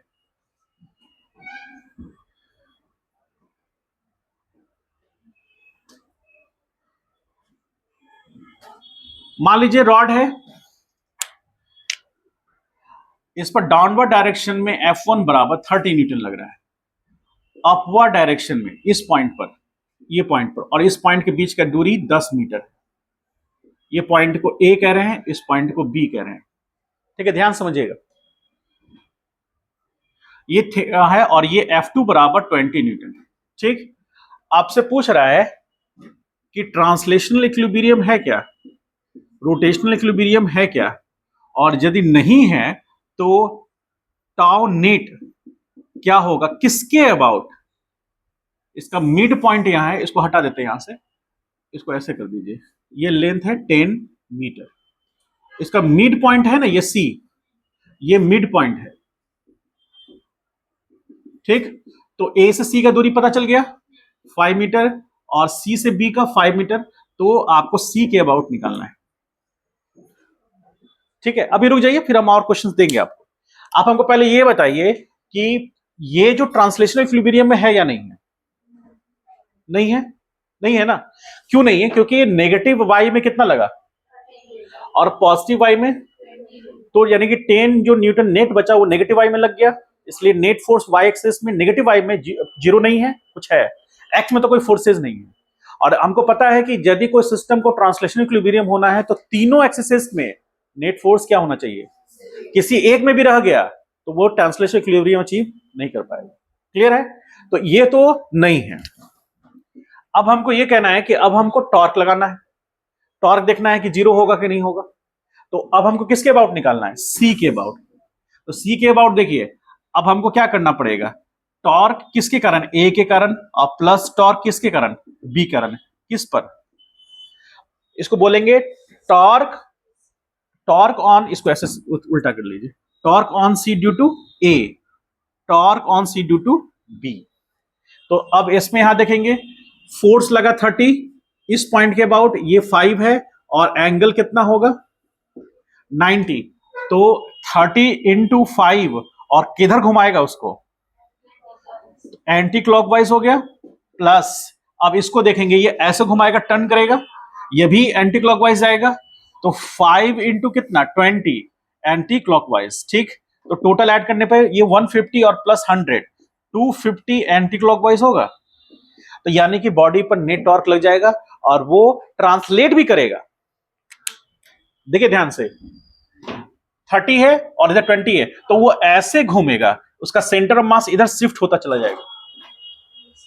यदि इधर 30 होता और इधर भी 30 होता तो अपने एक्सिस पे ही वो घूमता, क्योंकि ट्रांसलेशन में इक्विलिब्रियम था नहीं, तो वो ट्रांसलेट कर नहीं सकता, तो सिर्फ क्या कर पाएगा, रोटेट। तो ये कंप्लीटली रोटेट करता। जो हमारा सीलिंग फैन है, ये इसमें ट्रांसलेशनल इक्विलिब्रियम को जीरो कर दिया गया है। मान लीजिए कि ट्रांसलेशनल इक्विलिब्रियम जीरो नहीं होता, तो ऐसे ऐसे घूमता। तो उसके लिए स्लॉट बनाया जाता है और आप निकालते हैं, अभी वहीं है, ठीक है, ऐसे ऐसे घूमता हुआ आता। बहुत सारे शादी में फैन देखिएगा ना, ऐसे ऐसे घूमेगा पूरा एकदम, घूमेगा इतना तेजी से घूमेगा ना कि वो ऐसे ऐसे घूम जाएगा, ठीक है। उसको रेडियस ऑफ जायरेशन हम लोग उसको आगे पढ़ते हैं, वही एयरक्राफ्ट में भी होता है। उसके कारण उसके पास एक सेंट्रल एक्सिस के अबाउट टॉर्क लग जाता है, तो ऐसे ऐसे तो घूम रहा है अपने एक्सिस पर, ऐसे ऐसे घूम जाता है, समझ गए। तो अब यहां पर समझिए, यहां पर चूंकि एक नेट फोर्स नीचे लग जा रहा है, इसलिए ये ऐसे घूमेगा, मतलब यहां से ऐसे होता हुआ ऐसे घूमता चला जाएगा। और यदि इस पर नेट फोर्स जीरो होता तो एग्जैक्टली सेंटर पॉइंट के अबाउट यदि हम देखते, क्योंकि इधर फोर्स लग रहा है, इधर फोर्स लग रहा है, कपल याद है, तो कपल वही कपल बन जाता, same magnitude same displacement axis से, तो वो कपल की तरह काम करता है, एग्जैक्टली अपने एक्सिस पे घूमता रहता है जो फैन है। इसलिए फैन का जो विंग्स है वो एग्जैक्टली कितने एंगल पर होता है, 120, क्योंकि टोटल 360 है, उसको 120 पे रखता है। और यदि दो विंग है तो 180 पर, चार विंग है तो 90 पर। आप गलती से, अभी 3 विंग है ना, इसका 3 विंग्स हैं, आपने 120 रखा है, गलती से 110 डिग्री पर रख के देखिए, पूरा ऐसे से घूमना शुरू कर देगा। वो उतना दूर जो स्लॉट कटा हुआ है ना, उसको पूरा तेजी से कट कर देगा। क्यों? क्योंकि जब घूमेगा तो वो सर्कुलर मोशन फॉलो करेगा, तो एसेंट्रिसिटी डेवलप कर जाएगा, क्योंकि मास शिफ्ट हो जाएगा, समझे। और ये सब चीजों को ध्यान में रख करके, उसका 1 डिग्री भी इधर ना हो, उसको पूरा मशीन से कैलकुलेट करके 120 पर उसके ग्रुप्स कट किए जाते हैं, समझ गए। कितना ध्यान रखा जाता है एक पंखा बनाने में, आपको लग रहा है इसके लिए इतना ध्यान रखने की जरूरत है, लेकिन है। समझिए कि कितना खतरनाक हो जाएगा ये, ऐसे ऐसे तेजी से घूमना शुरू कर देगा तो। और पता नहीं अंदर का रॉड जो है उसके साथ अंदर लॉक है, उसको तो रुकना है, इसको घूमना है। अब ये यदि उसके साथ अच्छे से फिक्स नहीं होगा तो घूमता हुआ फेंका जाएगा, गिर जाएगा वो, समझ गए। कई बार पंखा गिरता है, देखे हैं।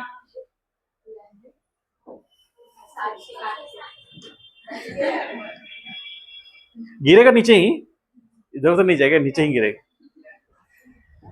चलिए इसको राइट डाउन कर लीजिए, कंप्लीट कीजिए, फिर और क्वेश्चंस करते हैं और कॉन्सेप्ट क्लियर होगा। फिर एक लेवल बढ़ा देंगे, फ्रिक्शन को भी ला देंगे। क्या हुआ? बोल रहा है हम ठीक है, ठीक है। एक रिजिड रॉड है और वो, उसकी खासियत क्या है, ध्यान से देखिए, लिखना नहीं है, आप देखिए ध्यान से। एक रिजिड रॉड है,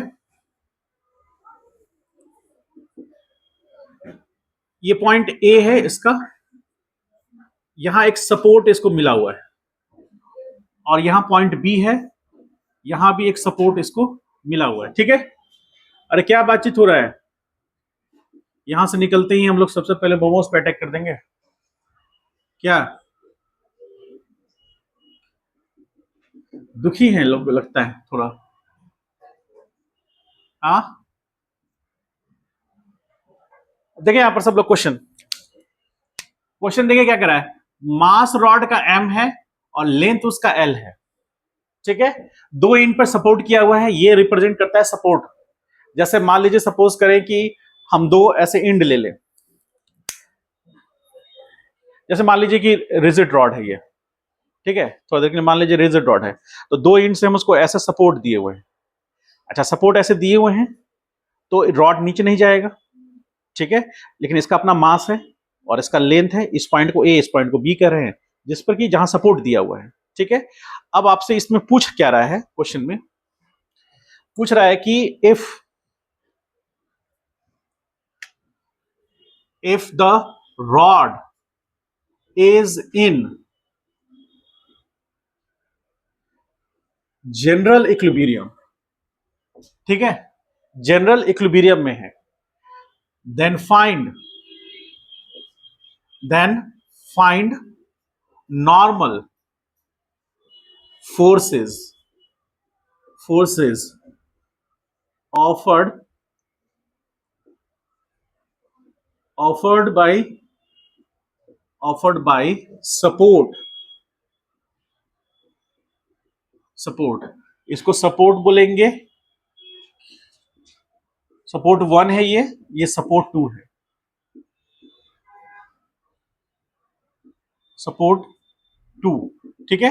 तो सपोर्ट्स के थ्रू जो उसको नॉर्मल रिएक्शन मिलेगा, नॉर्मल मिलेगा ना, जैसे जिस सपोर्ट पे वो रखा हुआ है, तो सपोर्ट पे वो फोर्स लगा रहा है, तो सपोर्ट रिएक्शन देगा उसको, आपको वो नॉर्मल रिएक्शन निकालना है, या फिर नॉर्मल फोर्स जिसको कहेंगे वो निकालना है। याद है, जैसे हम पहले भी पढ़े हैं ना, याद है हम लोग स्ट्रेट लाइन मोशन में या फिर इस समय पढ़े थे कि ये ग्राउंड सरफेस है, इस पर ये ब्लॉक रखा हुआ है, तो ब्लॉक mg लगाएगा उसमें फोर्स, तो नॉर्मल लगाएगा ग्राउंड, तो मतलब एक तरह से ब्लॉक इस पर सपोर्ट किया हुआ रखा हुआ है, उसी तरह का कुछ इसमें है, ठीक है।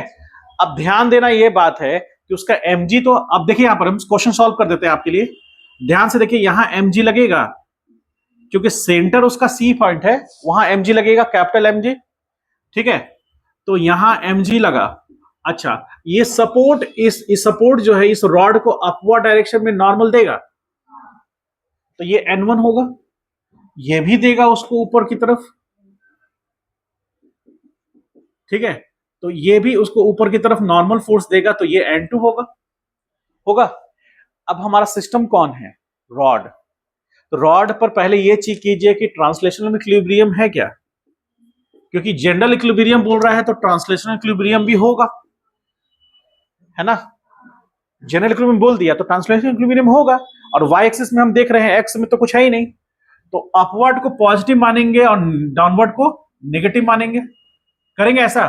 तो देखिए यहां पर plus N1 plus N2 minus mg is equal to 0 होना चाहिए, क्यों, क्योंकि summation of all forces y direction में क्या होना चाहिए, तभी तो ये होगा, और वो क्वेश्चन में कह भी चुका है, होगा ना, तो क्वेश्चन में कह चुका है, तो इसलिए हम ये मान के चल रहे हैं कि ट्रांसलेशनल इक्विलिब्रियम में अचीव किए हुए है, तो y एक्सिस में नेट फोर्स 0 होना चाहिए, तो ऐसा लिखेंगे, इसका मतलब N1 plus N2 is equal to mg होगा, ये क्वेश्चन नंबर फर्स्ट कर सकते हैं।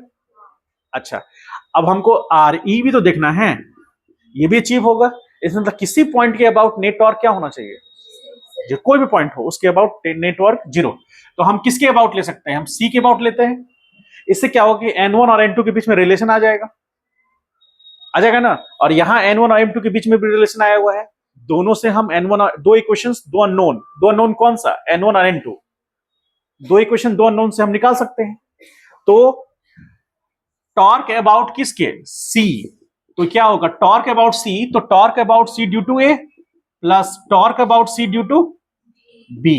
अब देखिए C पर A के कारण तो नॉर्मल इधर लग रहा है, और ये एक्सिस ऑफ रोटेशन है, तो ये हो गया उसका R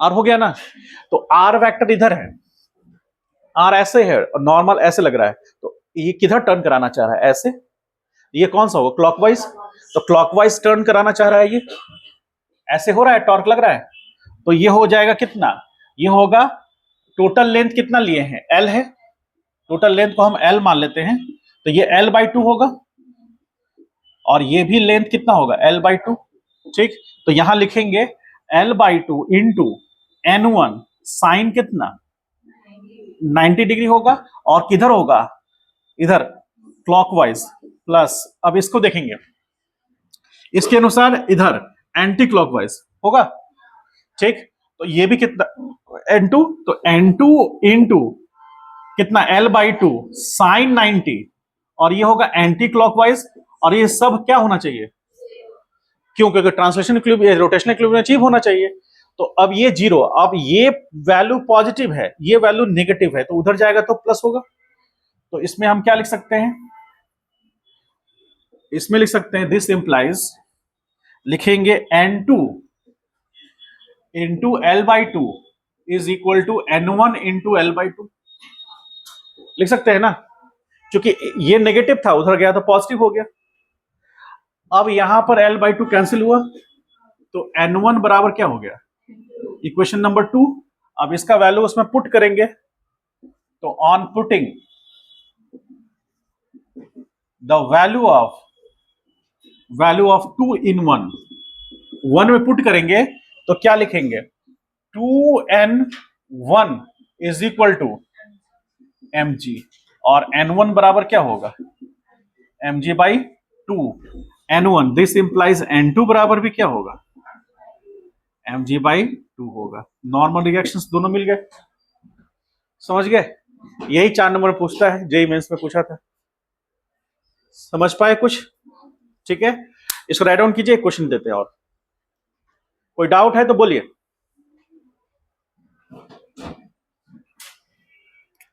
इसका टॉर्क इधर लगेगा,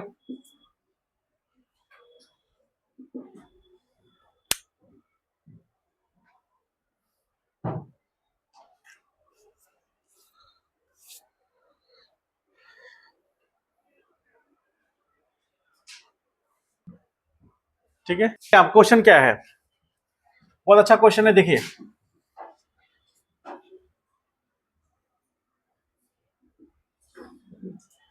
रॉड है, पॉइंट ए पॉइंट है, ये अपवर्ड डायरेक्शन में फोर्स लग रहा है 10 न्यूटन, ठीक। उसके बाद एक पॉइंट यहां बी है और यहां पॉइंट सी है। सी पॉइंट पर अपवर्ड डायरेक्शन में फोर्स लग रहा है 20 न्यूटन और नीचे लग रहा है 30 न्यूटन। क्वेश्चन मेरे साथ ड्रॉ कर लीजिए।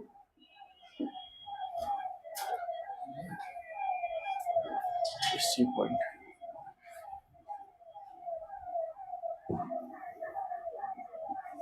टोटल लेंथ 10 मीटर है रॉड का, ये लेंथ x है,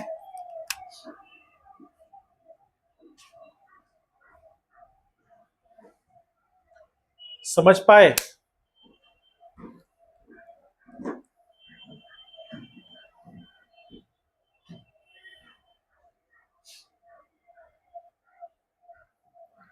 क्वेश्चन में कह रहा है कि if the rod is in general equilibrium,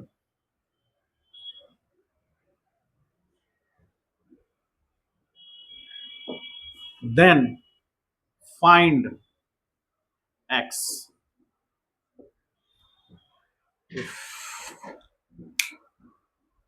question समझ पाए? क्वेश्चन नहीं समझ में आया हो तो पूछ लीजिए। रॉड यूनिफॉर्म है,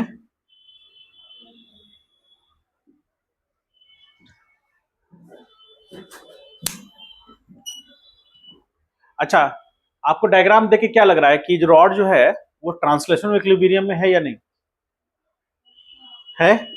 अच्छा, अब हमको ये देखना है कि वो कह भी रहा है कि जनरल इक्विलिब्रियम यानी रोटेशनल इक्विलिब्रियम भी है, यानी किसी भी पॉइंट के अबाउट आप रोटेशन चेक कीजिएगा, टॉर्क चेक कीजिएगा तो वो जीरो आएगा। तो आपको उस केस को ध्यान में रखते हुए एक्स निकाल देना है। बहुत इजी क्वेश्चन है, ध्यान से देखकर कोशिश करिए। 2 मिनट समय देते हैं, कोशिश करिए, फिर सॉल्व करते हैं इसको।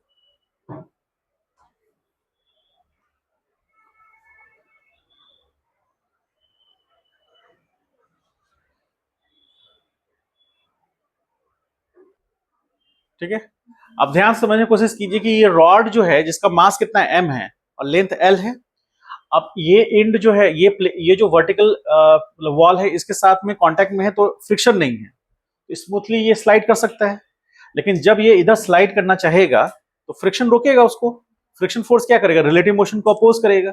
तो ये जो रॉड है इस पॉइंट को हम ए मान ले थोड़ा देर के लिए, इस पॉइंट को ए और यहां को बी मान ले। तो ये रॉड जब ये बी पॉइंट जो इधर शिफ्ट करना चाहेगा तो फ्रिक्शन अपोजिट डायरेक्शन में लगेगा, और उसके बाद ये जब इधर मूव करेगा तो हमको क्या कहा जा रहा है कि ये जो जनरल इक्विलिब्रियम में है तो नेट फोर्स सिस्टम पर क्या है, जीरो, एक्स में भी और वाई में भी। तो हम पहले क्या कर रहे हैं कि इसका यहां पर देख रहे हैं, तो ये नॉर्मल इधर लगेगा N1 लगेगा, उसके बाद यहां कांटेक्ट भी है तो यहां भी नॉर्मल लगेगा N2, और नॉर्मल फोर्स हमेशा कांटेक्ट सरफेस के नॉर्मल लगेगा, तो एक N1 लगा एक M2 लगा। उसके बाद यहां सेंटर पॉइंट पर डाउनवर्ड डायरेक्शन में mg लगेगा, इसको हम C पॉइंट मानेंगे, तो A से C वही होगा जो C से B होगा, क्योंकि वो सेंटर पॉइंट है उसका, तो वहां mg एक्ट करेगा। ठीक है, अब इसमें हमको यदि कह रहा है कि सिस्टम किस में है, जनरल इक्विलिब्रियम में है, तो अब आप ये समझने की कोशिश कीजिए कि एक और फोर्स जो लगने वाला है इस डायरेक्शन में, दैट इज फ्रिक्शन फोर्स। ठीक, तो summation of all forces acting in X direction zero होना चाहिए। तो एक्स एक्सिस में लगने वाला फोर्सेस कौन कौन सा है, इधर वाले को प्लस मानते हैं, तो plus N1 minus friction force is equal to होगा, तो यहां पर friction force is equal to N1 होगा, इक्वेशन नंबर 1। अच्छा, summation of all forces acting in Y direction zero, तो वाई एक्सिस में कौन कौन सा बैलेंस होगा, N2 प्लस में minus mg is equal to zero, तो N2 बराबर क्या हो गया, इक्वेशन नंबर 2।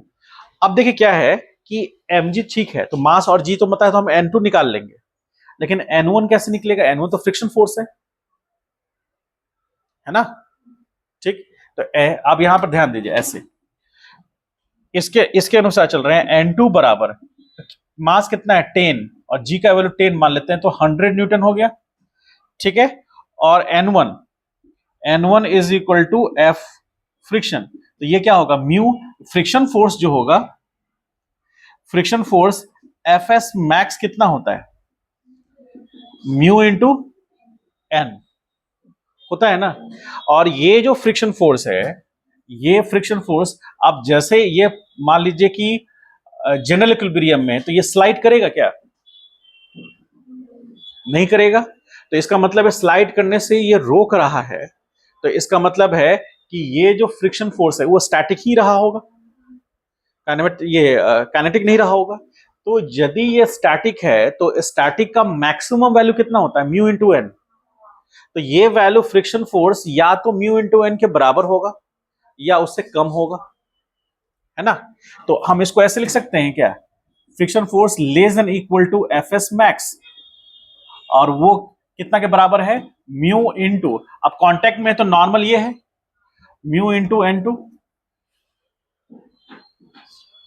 समझ पाए बात को, तो यहां पर अब बात कर रहे हैं जो कि हमारा फ्रिक्शनल फोर्स है, less than equal to mu और इंटू एन टू का वैल्यू कितना आया है, तो 100 हो गया।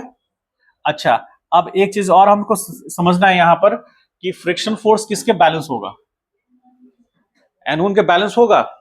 ठीक है, अब हमको N1 के बारे में सोचना है कि N1 कैसे आएगा, तो आप ऐसा समझिए कि फ्रिक्शन फोर्स का मैक्सिमम वैल्यू होगा इतना वैल्यू, म्यू भी हमको निकालना ही है। ठीक है, अब हम टॉर्क के बारे में सोच सकते हैं, जनरल इक्विलिब्रियम है तो टॉर्क क्या होगा, जीरो होगा। तो अब हम बात करते हैं कि किसी एक पॉइंट के अबाउट टॉर्क का जीरो होना। एक चीज इसमें छूट गया, एंगल दिया हुआ है, ये एंगल 37 डिग्री दिया हुआ है और ये एंगल 53 डिग्री। ठीक है, पहले इतना राइट डाउन कीजिए, इतना राइट डाउन कीजिए, इधर हम हटा देते हैं, और सी पॉइंट के अबाउट टॉर्क जीरो करके दिखाइए तो हमको, सी पॉइंट के अबाउट।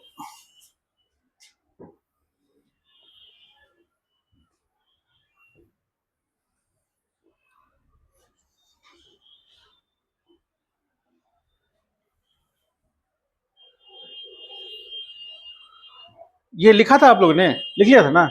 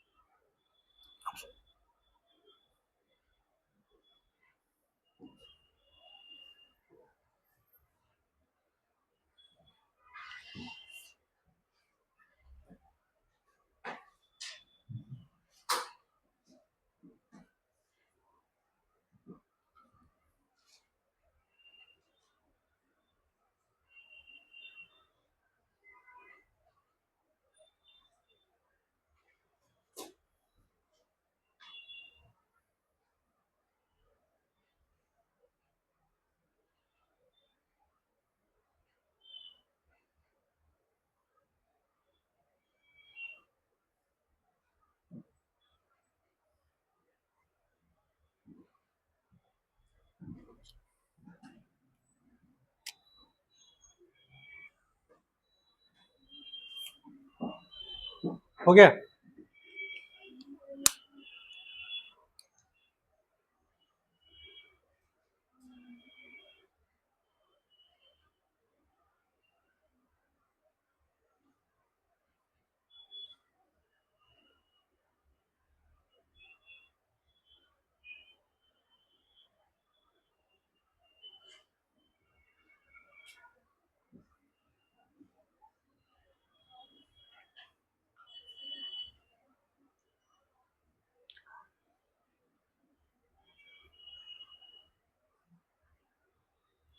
बोलिए, यहाँ तक लिख लिए सब लोग? ठीक, लिख लिए तो अब आगे देखिए। यदि हम बी पॉइंट के अबाउट टॉर्क निकालना चाहें और उसको जीरो करेंगे, क्योंकि जनरल इक्विलिब्रियम है, तो बी पॉइंट के अबाउट टॉर्क यदि हम निकालना चाहेंगे तो अब देखिए क्या कर रहे हैं। टॉर्क अबाउट बी क्यों निकाल रहे हैं? टॉर्क अबाउट बी हम ऐसा इसलिए कर रहे हैं क्योंकि हमारे पास अननोन क्या है? N1 है अननोन। देखिए ध्यान से, हमारे पास अननोन क्या है? N1। ठीक है, N1 निकालना है हमको। तो यदि हम इसके अबाउट निकालेंगे, इस पॉइंट के अबाउट निकालेंगे तो N1 ही जीरो हो जाएगा। ठीक है, अच्छा इस पॉइंट के अबाउट निकाल सकते हैं तो इसको भी ये वाला भी पोर्शन का कैलकुलेशन बढ़ जाएगा, N2 का भी कैलकुलेशन बढ़ जाएगा। अब यदि हम बी पॉइंट के अबाउट देखते हैं तो ध्यान से देखिए क्या हो रहा है, एफ भी जीरो हो जाएगा और N2 के कारण भी टॉर्क जीरो होगा और फ्रिक्शन के कारण भी टॉर्क जीरो होगा। ठीक है, और यदि हम सी पॉइंट के अबाउट लेंगे तो इसके कारण भी फ्रिक्शन काउंट करना, टॉर्क काउंट करना